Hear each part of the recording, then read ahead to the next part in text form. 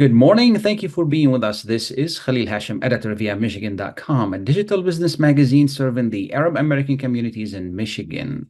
We provide business and real estate news, loan and lending information, support to small businesses, and much more. Visit us at Michigan.com.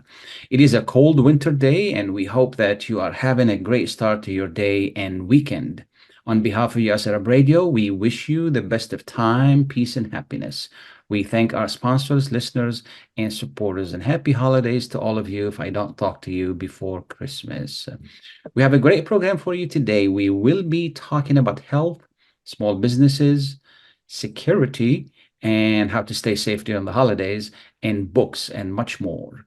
Thank you again for being with us. Today is the second day of winter, and the season brings us together for the holidays. And also, we get to share more than joy and happiness. Sometimes we share viruses like flu and other sickness. How can we stay healthy during the holidays? With us today, or this morning rather, is Dr. Natasha Bagdasarian. She's Chief Medical Officer with the state of Michigan. Good morning, and thank you for being with us. Good morning. Thank you for having me on today. Absolutely. So, we're dealing with three different viruses: flu, RSV, and COVID. Let's start with an update on COVID. Where are we and what do we need to know? Well, this winter, we have been expecting all of those viruses to go up, COVID, RSV, and the flu. And that is exactly what we're seeing. So we're starting to see an uptick in COVID-19, not as bad as some other parts of the country. The southern states were hit first. We're also at the same time starting to see those numbers go up for influenza and RSV. So all of those three viruses are trending up at the moment. Now, the good news is we're also tracking how severe those illnesses are and how many people are ending up in the hospital with those illnesses. And what we're seeing with COVID in particular is even though the numbers are going up, even though people are in the hospital with COVID, we're not seeing as many people in the ICUs or on ventilators. We're also not seeing the same numbers of deaths that we saw previously. And that tells us that folks out there have immunity, whether it's from prior infection or from getting vaccinated. So that is keeping people safe. But we know that the best way for folks to protect themselves is to make sure they are up to date with those vaccines. Absolutely. So the current vaccine, there is a current vaccine for the strains that we have. Is that correct? There is. So there is a brand new COVID-19 vaccine. And just like influenza, we're moving towards an annual vaccination. So we're moving towards every year, there will most likely be a new COVID vaccine that, number one, targets the strains that are circulating right now. So that's important because the strains we have right now are not the same strains we had back in 2020, for example. But also, another reason to get vaccinated now is because even if you were vaccinated last year, or even if you've had COVID before, we know that that immunity starts to wane after some time. It doesn't stay as strong. And folks are always asking me, what's the best way to boost my immunity this winter season? And those vaccines are the best immunity boosters that we have. So getting vaccinated right now is a great way to make sure you've got the best possible immunity through December, January, February, and the cold winter months. Wonderful. How long does the immunity with the new vaccine last? So, it's not something where you either have the immunity and then all of a sudden you don't. It's something that fades gradually with time. And we know that the best immunity is for about the 4 months after you get vaccinated or after you've had an infection. So if you get vaccinated in October, November, for those 4 months during the coldest winter months when the viruses really love to circulate, because they love to circulate when the weather is cold and when we're gathering indoors, you will keep your immunity at the absolute best levels. Sounds good. What's RSV? RSV is another virus that likes to transmit at this time of year. Now, the letters stand for respiratory syncytial virus. It's something that has been around for a very long time, didn't get a lot of attention until last year because we saw a very severe RSV season and an earlier RSV season. Now, this is a virus that in many people can be mild, but it can cause severe infections and respiratory distress and even respiratory failure in folks who are very young and those who are older.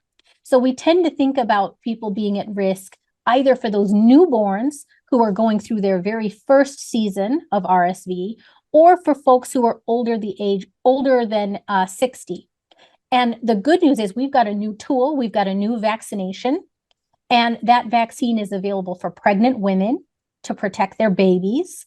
And it's also available for folks over the age of 60. So that's the best way to stay safe from RSV for those two groups of people.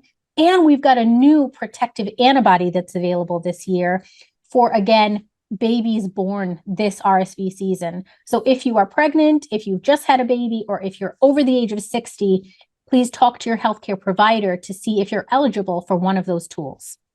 Is the RSV vaccine a messenger or is it a regular vaccine? It is a regular vaccine. And again, it is most helpful to protect those who are in the highest risk age groups. So either for pregnant women to protect their newborns, or for folks who are a little bit older. As far as COVID, we're seeing at the hospitals younger folks or older folks? So with COVID, the people who tend to be in the hospital are folks who are older and who have more comorbidities or more other health issues. Okay. This is really true for all of our viruses that circulate at this time of year. The viruses in someone who is young and healthy, someone in their 30s, may not cause a very severe illness. But if you have other underlying health issues, if you have heart disease, lung disease like COPD or asthma, if you're very young or if you're older, that's when people tend to have the most severe outcomes. And we're also seeing more severe outcomes in folks who have not been vaccinated before. So again, it's a good reason to get vaccinated. Absolutely. How's the flu? What are we expecting? And it seems like this is the time of the year it really starts. Yeah. So flu season, you're right. It tends to hit us in about January. We're starting to see the flu numbers go up in Michigan.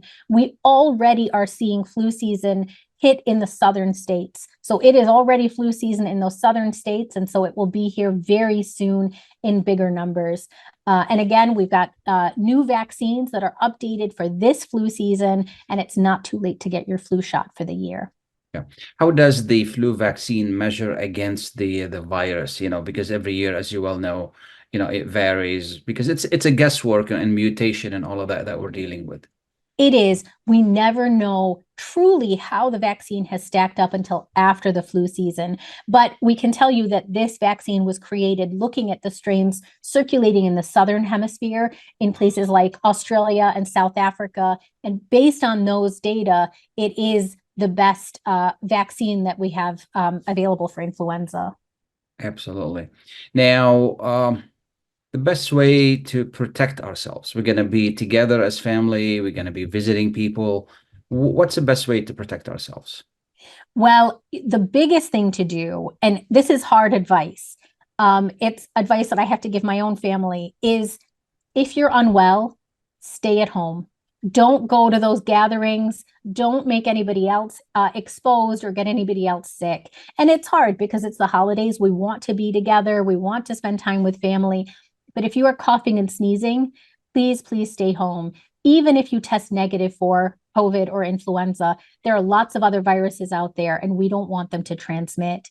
Now, if you can't completely avoid other people and you're unwell, the next best thing is to wear a mask when you're around others. Again, to stop those droplets from getting into the air and to stop infecting other people. So those are the best things you can do to avoid transmission this holiday season.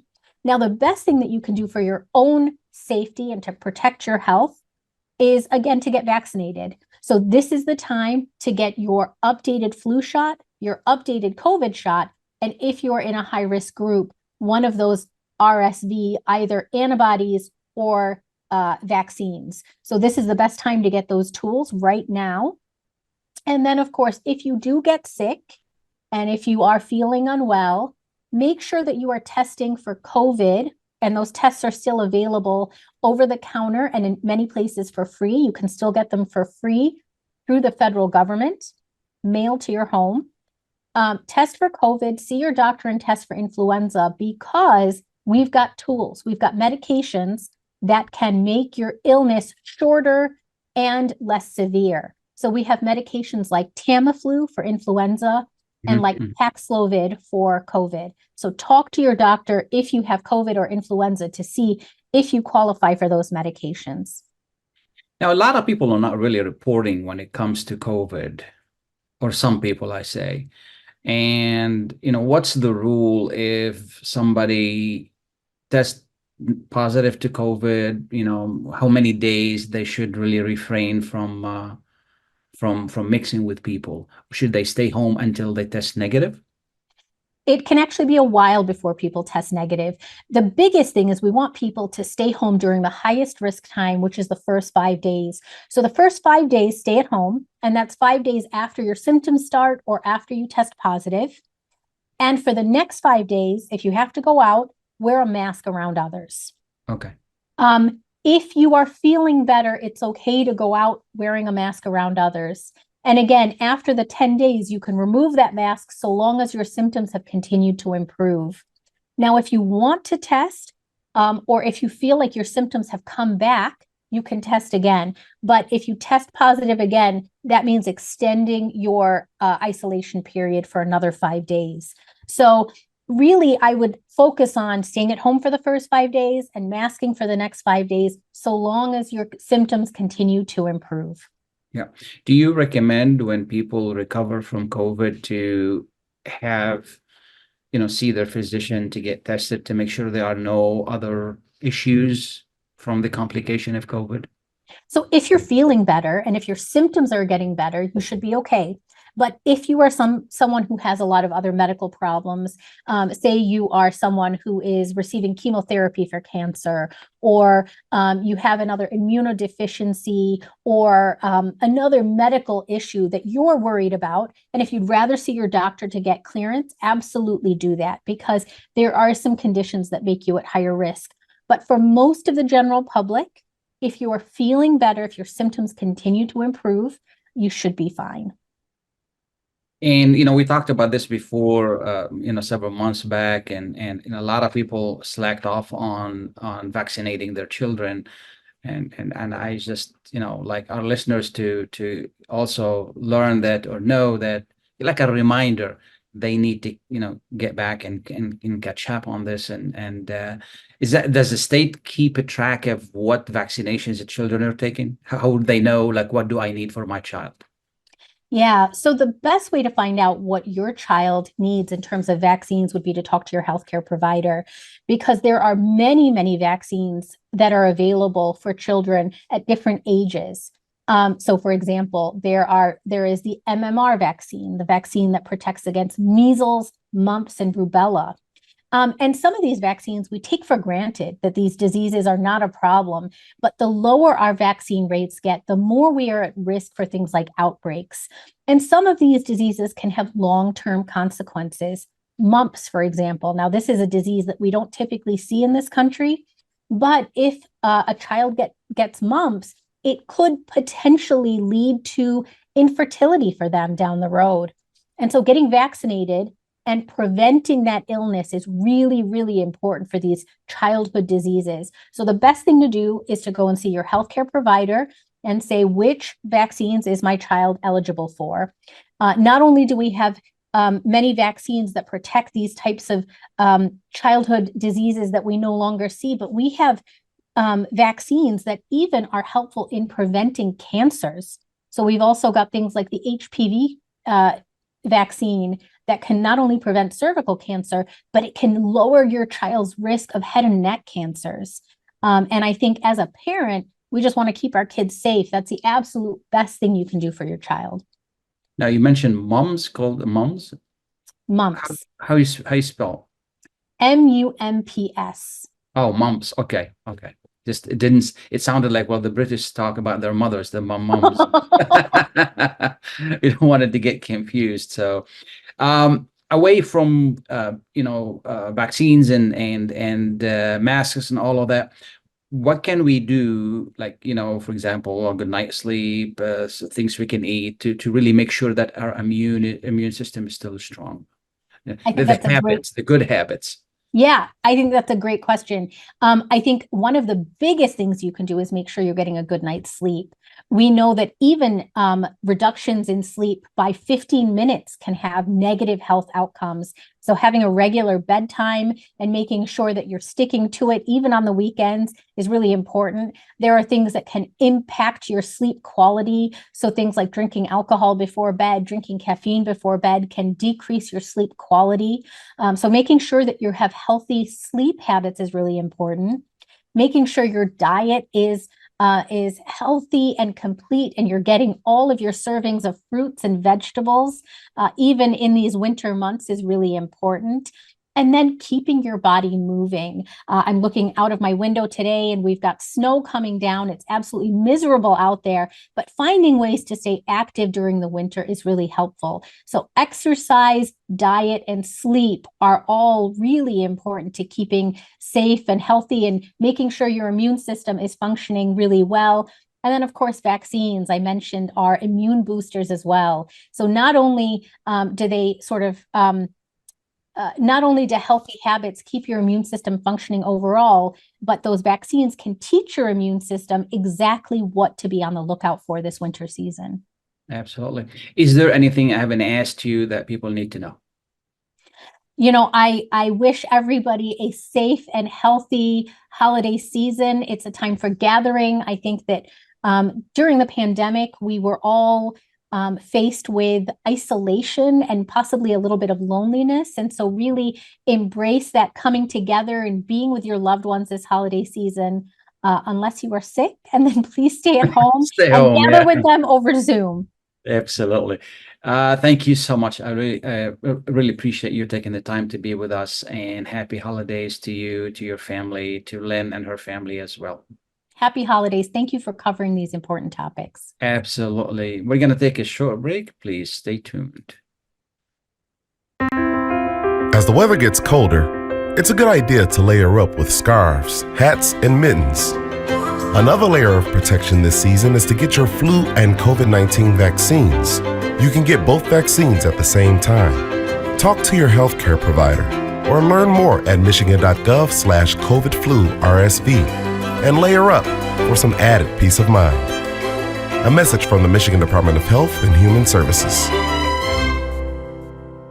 When you're looking for the best in optical care, Dr. Imad Nakash is your doctor to see. With years of experience and thousands of successful procedures performed, you can trust your eyes to Dr. Imad Nakash. See Dr. Imad Nakash and his professional staff for your eye care needs. There's 2 locations to serve you. In Hazel Park, call 248-336-3937. 248-336-3937. In Rochester Hills, call 248-299-3937. That's 248-299-3937. At Top Rehab Physical Therapy Clinic in Dearborn, we provide effective physical therapy sessions in order to limit pain and discomfort. Top Rehab provides physical therapy care for any diagnosis prescribed by a physician, and we regularly see and treat conditions such as stroke, TMJ, fibromyalgia, sciatica, joint pain, and more. We use a variety of pain management methods, including modalities, soft tissue mobilization, and therapeutic exercise. If you're in need of physical rehabilitation or physical therapy, get the highest quality health care at Top Rehab. Most insurance is accepted, and we're open Monday, Wednesday, and Friday 8 to 6, Tuesday and Thursday 8 to 5, and Saturday 10 till 2. Call for an appointment today at 313-846-0555. That's 313-846-0555. Choose Top Rehab Physical Therapy Clinic on Michigan Avenue in Dearborn. Life's too short to be in pain. Welcome back, and thank you for being with us. This is Khalil Hachem with Michigan.com. We're going to switch to a different topic. Earlier, we were talking about our physical health, and now we're going to be talking about the health of our country, and specifically the health of our democracy. With us this morning is Barbara McQuade. She is a professor at the University of Michigan Law School, where she teaches criminal law and national security law. She is also a legal analyst for NBC News and MSNBC. And from 2010 to 2017, she served as the U.S. Attorney for the Eastern District in Detroit.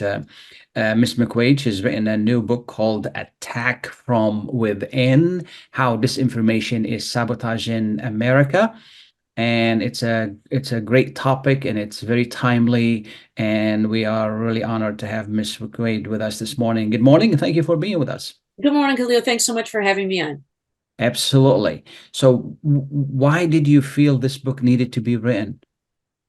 Well, we are seeing so much disinformation all around us. You know, politics has always had spin and persuasion and even some propaganda, but we have reached a level where falsehoods are taken at face value as truth. You know, the Stop the Steal movement with a stolen election. And one of the things that I think has made it so pervasive in today's society is the ability on the internet and social media and artificial intelligence to push falsehoods with bots and anonymous accounts.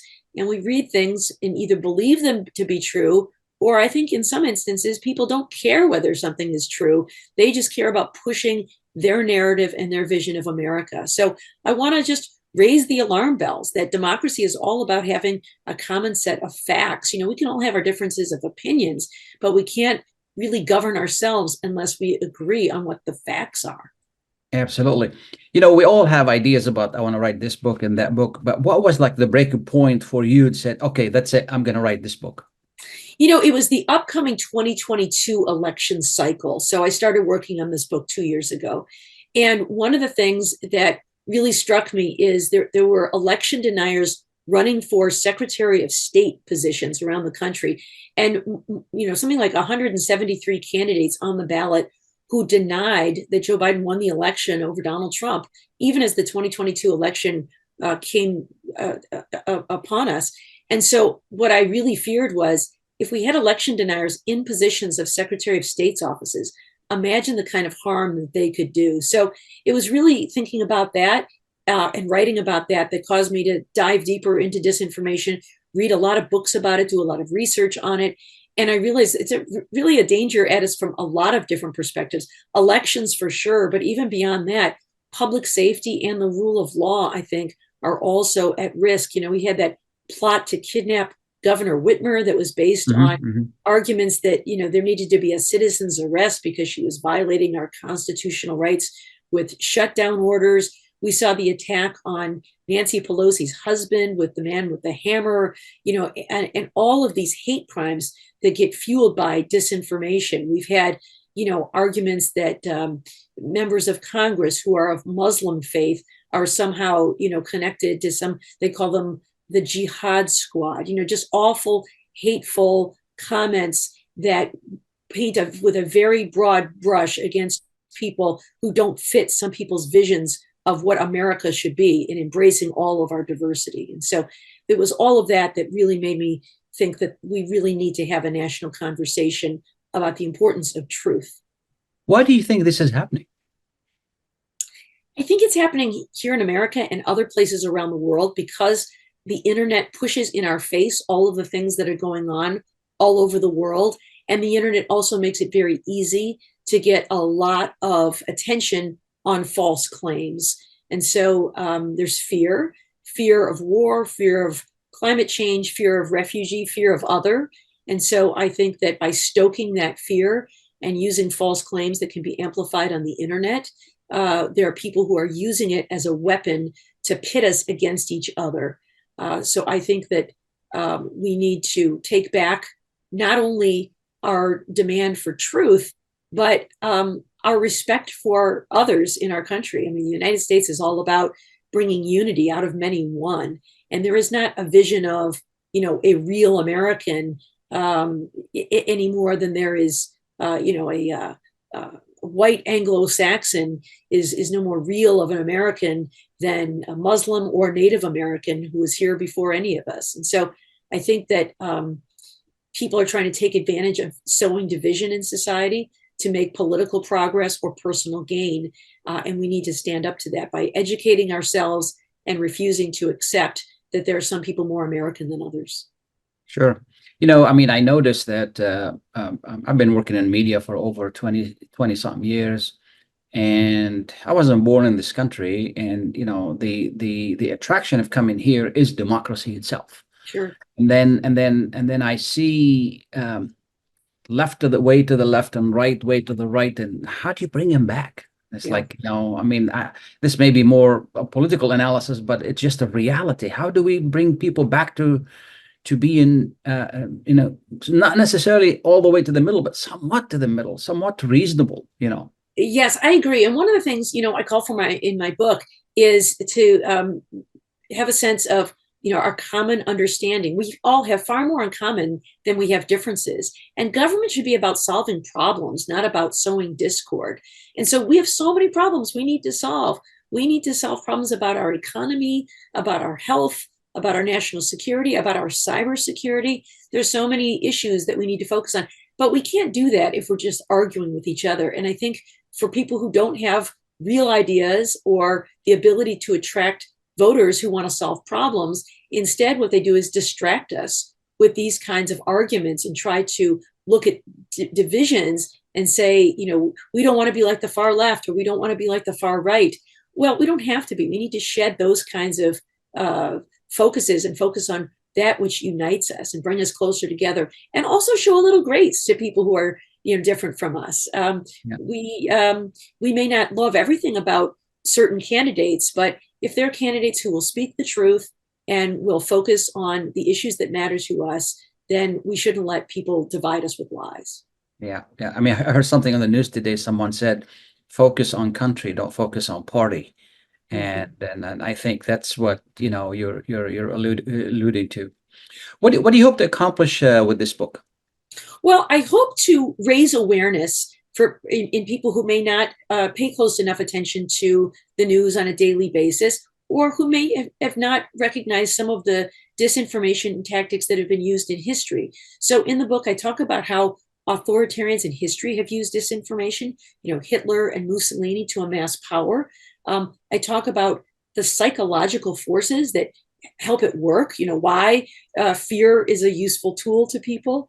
I talk about how technology is exacerbating the problem. And I'm hoping that by raising awareness, people can start to see through some of these disinformation tactics, and so maybe be less susceptible to them by having a resilience and an awareness. And once we can get past those things, then maybe we can get to a place of talking to each other instead of pushing ourselves away from each other. Absolutely. I mean, this goes without saying, truth is very important, but help us understand, since you've done this work, how would truth protect democracy? Well, I think it gets us past some of the things that we're hearing now. A great example of someone who is just eroding truth and democracy is Rudy Giuliani, with his lies about these two poll workers that they engaged in election fraud. And I think if people continue to believe that our election was stolen, then they lose confidence in the importance of the ability system, to vote. Yeah. So if people feel like, well, elections don't matter anyway, then why should I bother voting? And that leaves power in the hands of just a few people who are motivated to vote for those who purvey those lies. And so we need to remember that every vote counts, that our voting systems are protected, and that we can't install the leader of our choice through violence. We have to protect our systems and our institutions. And so only if we have an abiding faith in the importance of truth can we see our democracy through. And as you said, you came to this country for democracy. So many of either we or our ancestors did exactly the same. We fled authoritarian regimes because we wanted to be in a place where we could make our own futures through truth and democracy and freedom. And people who want to push us apart are trying to amass power by sowing that sort of discord. And so we need to reject that and work toward truth and work toward reconciliation. Absolutely. You mentioned something very important, and that is confidence in the system. And I see that in our community right now, during the current war between Israel and the Palestinians. And I can see how our community does not have the same faith in the American system like it did before. For example, when we were trying to get Americans out of Gaza, there was no help from the State Department. When Americans came back from Gaza, they were treated like, criminals. And then when they're reaching out to politicians, they did not really receive any help. And now they're saying, and I can see it in the community, and we're trying to tell them, no, this is not how it is. You need to continue participating in the voting system and in the system itself. Now people feel like, why should I? It doesn't really matter who I elect. They're not gonna work for us. And they're not gonna listen to me. And this confidence is really an issue that we're trying to deal with in our community, telling people, no, this is just, it'll pass. You need to maintain your belief and your trust in the system. Yeah, the current conflict has hurt so many people, and it's heartbreaking to see. And I think that there have been arguments, that there's this phrase called the either or fallacy that debaters use. And there's only, two sides to any issue. You're either for me or against me. You're either for Israel or you're, for Palestinians, and there's no middle ground. And of course, we all know that the world is nuanced and complicated. And so regardless of your position on politics, there's still humanity to take care of here, right? Palestinians are suffering. And even if people, favor one party or the other in the war, the loss of life happens to every human being. And we all have family in both countries. And so Americans need to look out for the interests of all of Americans and family members and American interests overseas. Absolutely.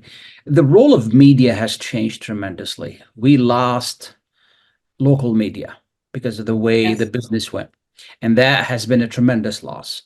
And now we have on the national level, media members are basically they're players. If I were to judge what's the news that we're getting from the Middle East now, which is mostly false, mostly propaganda, and that dilutes more and more the trust of people in the media. I remember when I started as a journalist, I was told by many editors, our job is to tell people where we are. Our job is what is and what politicians say it is, they're far apart. Our job is to bring that gap or bridge that gap. I don't see that happening. How much of the lack of telling the truth in the media has really contributed to this disinformation? Yeah, it's really difficult, I think, when we're talking about international news matters, because we see so much on the internet and on social media, and it's difficult for us to discern what's true and what's not true. And you provide such an important role with what you do here, Khalil. As you said, we've really lost a lot of local media because of the business model, but there's such a huge need for it. People really care about what's going on in their own communities. We need people reporting on the local school board and the local city council and what's going on in local government, because you're not going to read that in the big national or international publications. But that's really important because it's the closest to home. It's those are the government decisions that matter to us the most. And so I think we need to do more to try to support and fund local journalism so that we can have people as watchdogs of government and society that we need. So I'm grateful for people like you who do continue to provide that kind of coverage. And I think that there's work to be done to figure out ways to financially support that, since, the new digital technological models don't support local journalism the way they used to with, print advertising, then maybe we need to look at government subsidies or government incentives through tax policy as a way to support local media to make sure that we are getting the kind of reporting about local news that we need to be able to make informed decisions at the local level in democracy. Absolutely. What are some of the solutions you suggest in your book to make us savvier? Well, some of the things, I don't want to put all the burden on the consumer because, the wrongdoers, I think, are at the biggest levels, these social media platforms who make huge profits without the responsibility of making sure information there is accurate. Now, it's a daunting task. They can't possibly moderate everything that's online, but they can moderate certain things.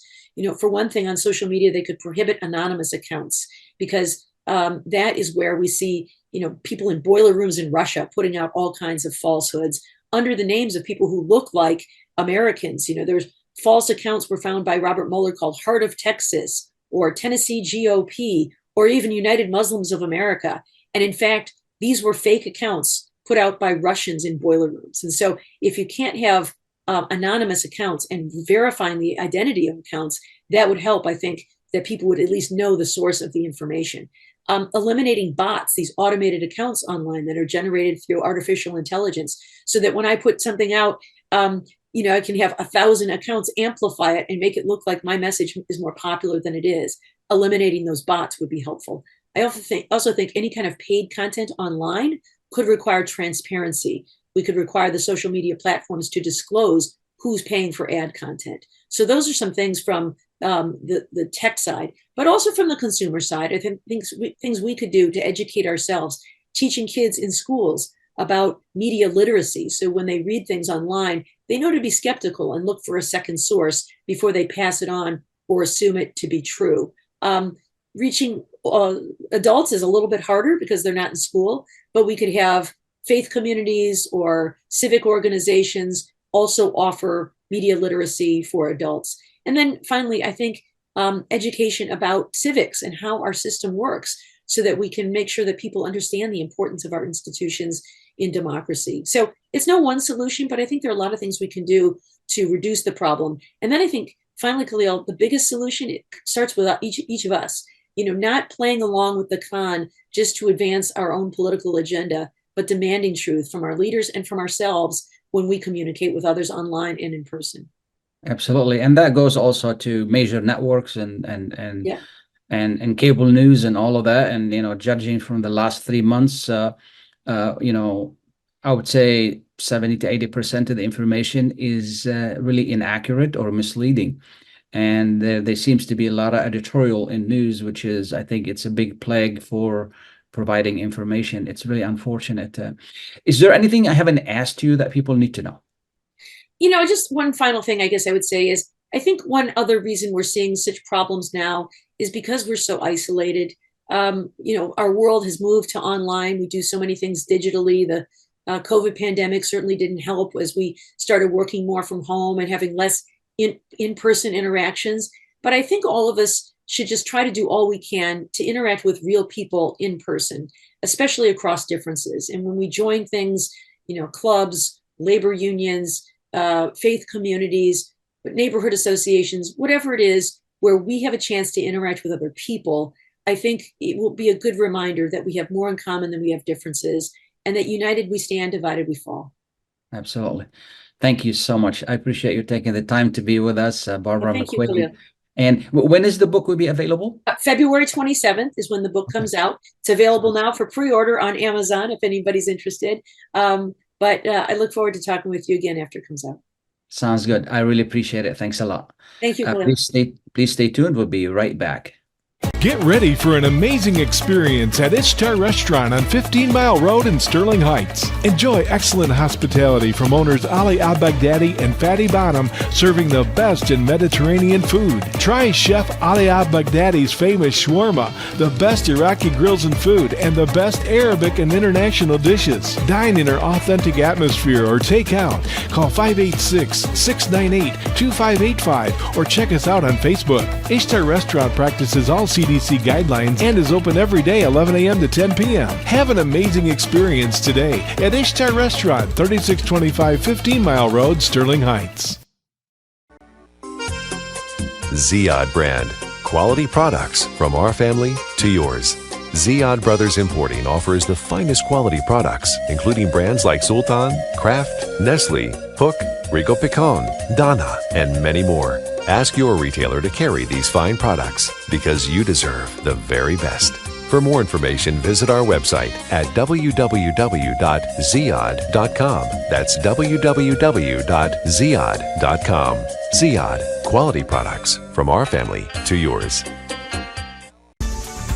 Life for Relief and Development has now been rated as one of the best charities for humanitarian aid. Life's humanitarian projects span the globe, and Life is celebrating its 30th anniversary of providing essential life-saving aid to people and communities in 36 countries, regardless of race, color, religion, or cultural background. Where there is life, there is hope. And when disaster occurs here or around the world, including being one of the first responders to the Turkey-Syria earthquake crisis, Life for Relief and Development rushes in to provide provide food, medical aid, and shelter to those in need. We are looking to help the earthquake victims, and we take 0% overhead on emergency donations. So please help improve these efforts. Learn more about our involvement to help the helpless and bring hope where it's needed most, and make your tax-deductible donation to Life for Relief and Development now at lifeusa.org or call 248-424-7493. That's 248-424-7493. Welcome back, and thank you for being with us. Small businesses, entrepreneurs are a big chunk of the economy. And anytime there's a chance for us to provide help or assistance or information, we'd love to do that here at USF Radio. And recently, as I get these announcements from the state, I got an announcement about a new program to help entrepreneurs, and then we reached our friends at the Michigan Economic Development Corporation.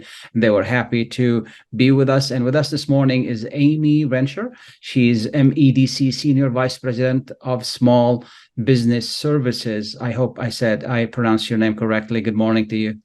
Yes, sir. Good morning. I appreciate you taking the time to be with us.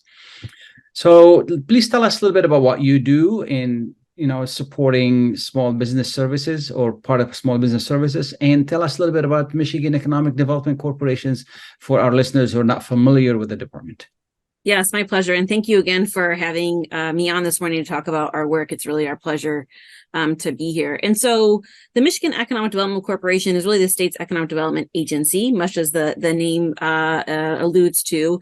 And we really are a multifaceted and holistic economic development agency. This is different from many of our partner organizations across the country in that we look at the whole picture. So we look at there's a phrase we use, people, projects, and places, and this really accounts for the holistic nature of economic development, right? So we need talented folks to both grow from within our wonderful infrastructure in the state to attract new and different kinds of talent.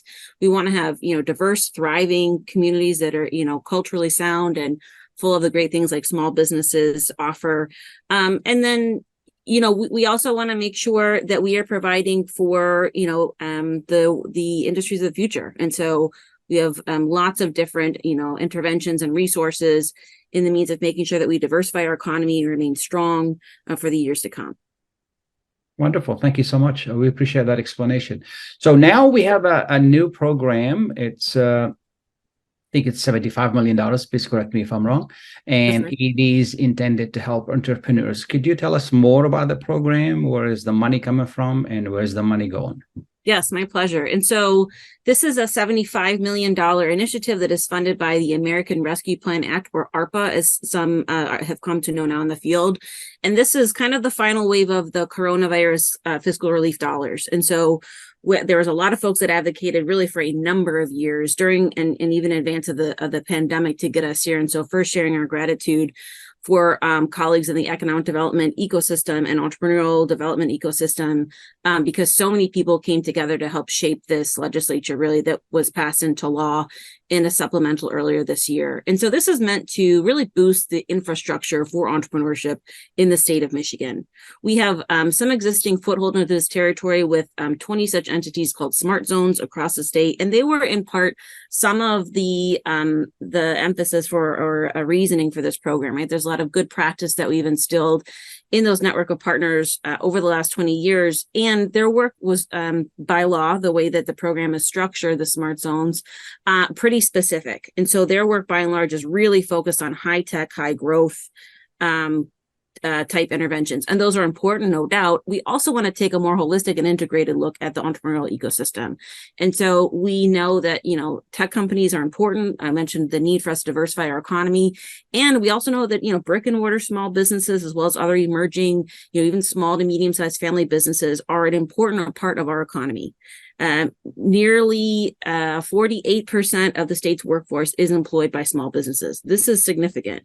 It is an economic development imperative that we continue to provide the foundation. And so this program is really meant to lift up to make sure that we have hubs, these main entities with strategic partners across the state that can support a diverse array of small businesses and their specific regional needs. And so we have partners all over the state in the upper and lower peninsula, partners reaching into new and different cultural and ethnic groups, and sort of deeper into rural areas where historically we have not had a lot of really strong infrastructure to support the rich culture of entrepreneurship and innovation here in the state of Michigan. What's a hub? Yeah, great question. And so, because that's like jargon there, I get it. So thanks for calling me out on that. So a hub, this is really like we've used different words for this in the past, like a one-stop shop, right? This is sort of a welcome center for entrepreneurship. There are 27 of these hubs, of these entities across the state of Michigan, such that pretty much anywhere you go, within, probably 30 some miles, you're going to be able to point one of these out, stop in, make an online contact, and figure out what's the next best step for your business. Whether you're an aspiring business owner, you've been in business a couple of years, you're looking to really catalyze, the next steps for your business, or you're thinking about succession planning, as so many are in the state right now and across the country.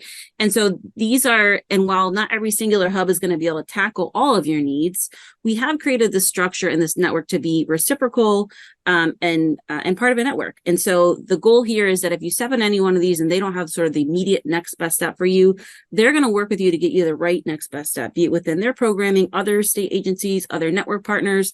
We'll take a look at, state and federal funding opportunities, anything we can do to support you and be in partnership with the business owner as you look to launch, sustain, or really grow your business here in Michigan.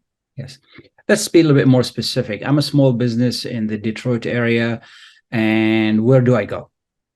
So in the Metro Detroit area, there are a number of these hubs, and actually the American Arab Chamber of Commerce is one of our grantees, specifically their Tajara, a nonprofit organization, Techtown Detroit in Detroit, the Detroit Economic Growth Corporation. Really, I'm going to miss out on folks here, so that's okay. That's okay. I'm hesitant to name them off, but we will have them posted on our website. So right now we're working on the updates behind the scenes. We'll get logos on the website, certainly. And just for the kind of broader public, we were talking offline about how this is a great time to continue to keep this on the radar. We just really begin to contract with our grantees, and the work with regards to direct support to small businesses will launch early next year. So we're getting our stuff together behind the scenes here. And so when you come to our website in January as a small business owner, you will know, how to direct yourself and what an initial good point of contact would be. And as always, our 800 number, and I'll follow up to make sure that we have this information. We have an incredible customer service team here at the MEDC. These are real life Michiganders that are so well versed on all of our resources and programming, as well as partner resources. If you ever have a question, the customer service, the 888 number we have is so helpful. And I just always encourage folks, if you're not sure where to start, our team there is going to help get you where you need to go. So I'm a small business owner in the Dearborn area, and then I know where the Tajara Center is on Warren. I go there. What could they do for me? So they'll start with an intake just to see where you're at. They're going to ask some kind of basic qualifying questions for the purpose of the program to make sure we're tracking the data appropriately. And then they'll see, okay, kind of what we were intimating earlier, right? So are you, getting ready to launch a new line or product or expand? Are you hitting a hard place right now? Is there a real obstacle that we need to work through with you on operations or revenue from a perspective? Or are you really looking to catalyze growth? And so are you looking to take on debt? Or are you, getting into equity-based investments? Are there other opportunities for you to get into federal contracting or procurement opportunities? These are all things within the realm of possibility with this sophisticated network of hubs like Tajara. So is it similar to what SBA offers? That kind of, they offer, they help you put together your business plan, your information, how to launch. They hook you up with somebody who's in the field to help you, kind of mentor you along the way. Yes, similar. And I would say even more drill down to the specific regional needs of Michiganders and Michigan small businesses. Yeah. And so we continue to work in great partnership with the SBA and the SBDC across the state.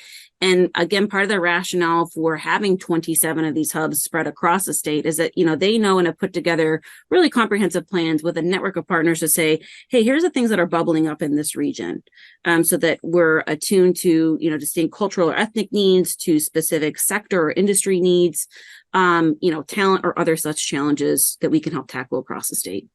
Is there a specific, this is for all entrepreneurs, all kind of small businesses. It's not really limited to one kind or the other. Because this is ARP funding, ARPA funding, this is assistance meant for entrepreneurs disproportionately impacted by COVID-19. And there are 3 tests, so to speak. I'll just speak some technical jargon here for a little bit, that these hubs will have when they do intake to make sure that entrepreneurs qualify. They have to do with a number of kind of overlapping maps across the state, including the CDFI area map, the opportunity and hub zones.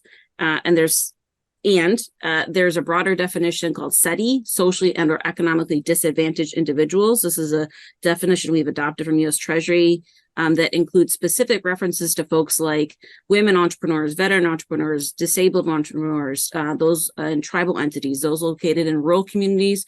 There's also a more broad call out that says, and any other cultural, ethnic, or other types of demographic groups that have been historically not well represented by the federal government. Yeah. And then finally, the sort of third charge or test, is folks can prove that they have been, financially impacted by revenue loss over the past couple of years through COVID.